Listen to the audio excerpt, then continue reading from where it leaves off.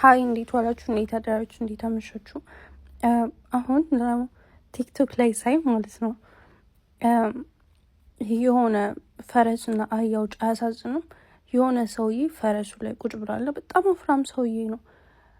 ፈረሱ እንዴት እንዳሳዘነኝ መሸከም አይችልም። እና በጣም ያስተዋልኩት ነገር ደግሞ ኢትዮጵያ ማለት ነው ለውሻ ሪስፔክት የላቸውም።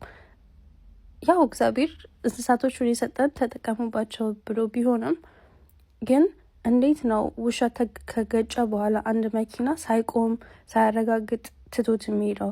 እና እንስሳቶች ነፍስ እንዳላቸው ትረሳላችሁ እንዴ? ዳዝስ ቪክልሽ በጣም ነው የሚያሳዝነው። እኔ ፒክሚ ለመሆን ወይም የእንስሳ ጠበቃ ሆኜ ሳይሆን ግን ነፍስ ስላላቸው ብቻ ማየት አለባችሁ። ወይም ዶሮ እኔ ቤት ውስጥ ይታረዳል። አሁን ለእኔም ቤተሰብ ነው የምናገረው። ቪክልሽ ዶሮ እንዴት ትዘገዝጋላችሁ ቤታችሁ ውስጥ? ለምን በማሽን አታርዱትም እና አታመጡትም?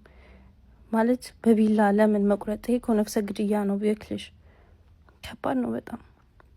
እኔ በቅርቡ ቬጋን መሆን ይመስለኛል በዚህ ከቀጠልኩኝ።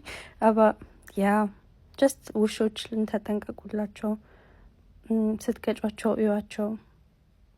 ለምን ገዝታችኋቸው ስትሄዱ እግዚአብሔር እያያችሁ ነው። እሺ ቪክልሽ በቃ የሆነው ቻው መልካም